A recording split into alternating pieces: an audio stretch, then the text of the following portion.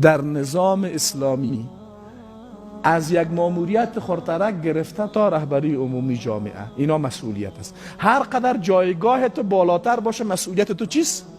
سنگین تر است. و او مسلمانی که اینمی وظیفه را یک مسئولیت شرعی خود بدانه کوشش میکنه از این چی کنه؟ خدا بکشه، نه ای که به خاطر رسیدن به او چی بکنه؟ تلاش بکنه. گاهی وقتا یک آدم یعنی سوال مطرح میکنن که چرا در اسلام نفهم زن نمیتونه رهبری عمومی جامعه را داشته باشه؟ اینجا حق زنها ضایع شده. اما تو میگن یا نمیگن؟ اسلام رهبری را حق نمیدانه، مسئولیت میدانه. پس باید اتو گفته شود که یکی از حقوق اضافی که اسلام بر زنها داده است که زنها را از ادای مسئولیت های سنگین اجتماعی معاف کنن. قضیه این رقم است. نه اونا چی میکنن؟ سرچپه میکنن. اسلام بسیار ظلم کرده. چرا ظلم کرده؟ اسلام اجازه نمیده که یک زن رهبری جامعه را بکنه. اینجا حقش پایمال شده. آیا اسلام مسئولیت رهبری جامعه را حق میدانه یا مسئولیت؟ چی میکنن؟ یک چیز در ذهن خودشان است، او را اول سر اسلام میچسبانن، باز به اساس سر اسلام قضاوت میکنن. اسلام ایره حق نمیدانه. متوجه شدین؟ بعد اتو گفته شود که یکی از حقوق بسیار بزرگی که اسلام بر زنها داده، این حق اسلام بر، چون وقتی تو از یک نفر یک مکلفیت میگیری یک حق اضافی برش داری. یکی از حقوق بسیار بزرگی که اسلام بر زنها داده است که اونها را از مسئولیت های سنگین اجتماعی معاف کرده، مثل رهبری جامعه، مثل جهاد در راه الله. جهاد هم یک چیز، یک مکلفیت سخت است. خیلی از مردم ازش میترسن. نه زنا خب بخی باید بترسن. خب اسلام اگه بازم اینا رو میگفت نه میترسی نمیترسی، من مگر برو جنگ برو، این ظلم بود یا نبود؟ اسلام از این معاف کرده. آیا این درست است که من بگم اسلام یک ظلم بسیار کلانی در حق زنها کرده، حق بیچاره را ضایع کرده؟ چی گفته؟ زنها باید جنگ نرن، در جنگ نظامی اشتراک نکنن. این گپ درست است؟ رهبری جامعه به مراتب سنگین تر از چیست؟ اشتراک در جنگ نظامی در مقابل دشمن است.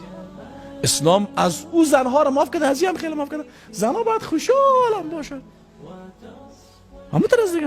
اما او زن که وقتی میبینه که مثلا فلانی جانک اونجا رفته وکیل پارلمان شده، لبکای خود سر خود زرد میکنه، چادر خود نیمی کله خود میمونه، کت لباس عجیب غریب خود میاره، نفرای بادیگارد های مرد نامرد که پشت ازی نماز که به خدا سعی که ما ماندم. نه این تمثیلی که فعلا در جامعه ما از قدرت شده، اسلام بایی از ریشه مخالف است. متوجه شدین؟ اما چون در ذهن مردم هم رقم گپ آمده، نه راستیست باید ادعا بکنن که خب میگم او من از فلانی خانم چی کم داره، ما نام شما نمیگیم، شما خوب میفهمین. نه همون چاقکا و لاغرک اینا ظلمه دیگه. اصلا که به خدا کشف از چه قضیه راست. وکیل پارلمان هم از شور بخوری میمان یارم دعوتش میکنه و میمان نفهم غیری‌ها. و تلویزیون هم تو چپ راست میاد، عکسش هم نیست، عکس دیگه هم نیست. دقت کردین؟ کتا میگه به خدا مرد دیگه زای که مهمیم. ها به خدا اسلام ظلم کرده حق من. اما اگر بفهمه که اسلام چی میگه و به اسلام معتقد باشه.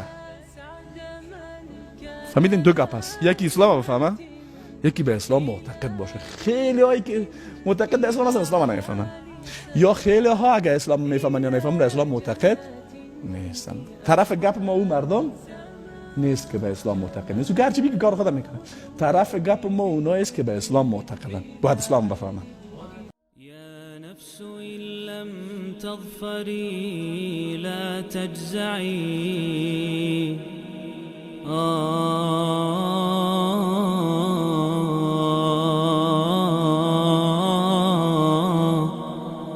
يا نفس إن لم تظفري لا تجزعي، وإلى موائد جود مولاك هرعي.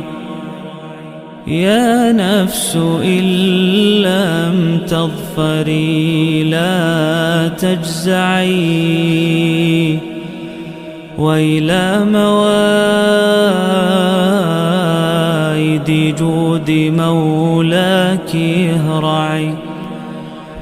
وإذا تأخر مطلب فلربما